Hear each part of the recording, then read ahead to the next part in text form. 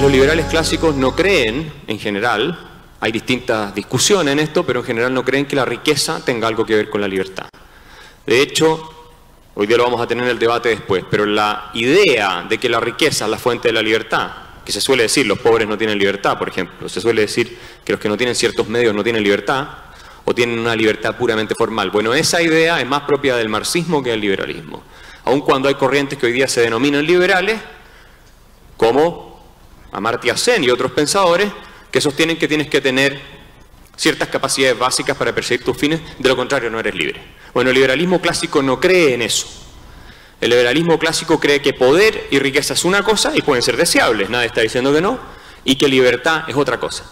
El concepto de libertad desde el punto de vista de la tradición clásica es un concepto político. Se refiere fundamentalmente a una relación de unas personas con otras. Implica límites, por lo tanto. No es el concepto mecanista de libertad de Thomas Hobbes. Mucha gente sostiene que nosotros venimos de la línea de Thomas Hobbes y el Leviatán, que básicamente la libertad consistiría en la ausencia de cualquier impedimento. La libertad no es la ausencia de cualquier impedimento.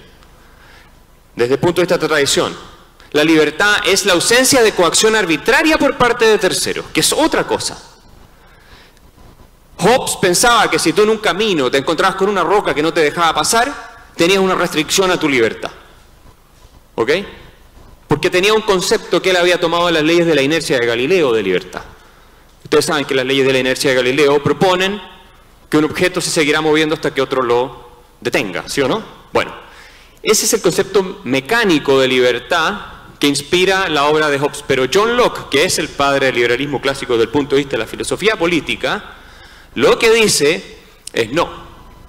La libertad es un concepto político, es un concepto que se da en una comunidad política y por lo tanto no tiene ningún sentido, y esto lo digo yo, hablar de libertad en el caso de un Robinson Crusoe o en el caso de Tom Hanks perdido en la isla El Náufrago. Tom Hanks no tiene un problema de libertad. ¿Quién vio la película? Supongo que todos la vieron. Bueno, y si no, Robinson Crusoe, todo el mundo lo conoce. No tienen un problema de libertad. Pero tienen un problema económico, ¿cierto? Porque tienen que proveerse los recursos para poder subsistir, alimentarse, para empezar a hablar. Pero no tienen un problema político porque no viven en una comunidad.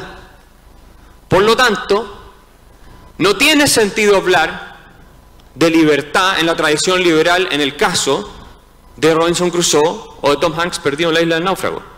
No tiene ningún sentido. ¿Ok?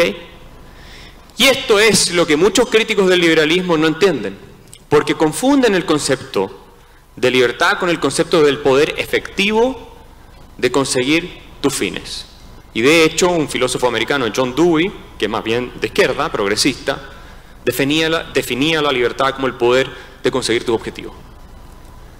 Cuando tú entiendes la libertad como el poder efectivo de conseguir tus fines, necesariamente la estás identificando con capacidades, y dentro de esas capacidades implica la posibilidad de que tú tengas medios materiales.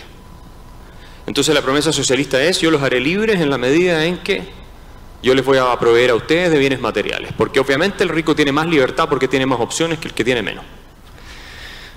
Sin embargo, si ustedes son esclavizados por un multimillonario, digamos, o por un rey que les da todas las comodidades materiales y viven en el palacio,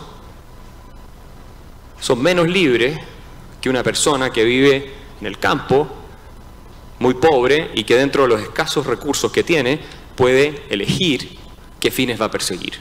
¿Sí o no? La libertad y la riqueza son cosas distintas.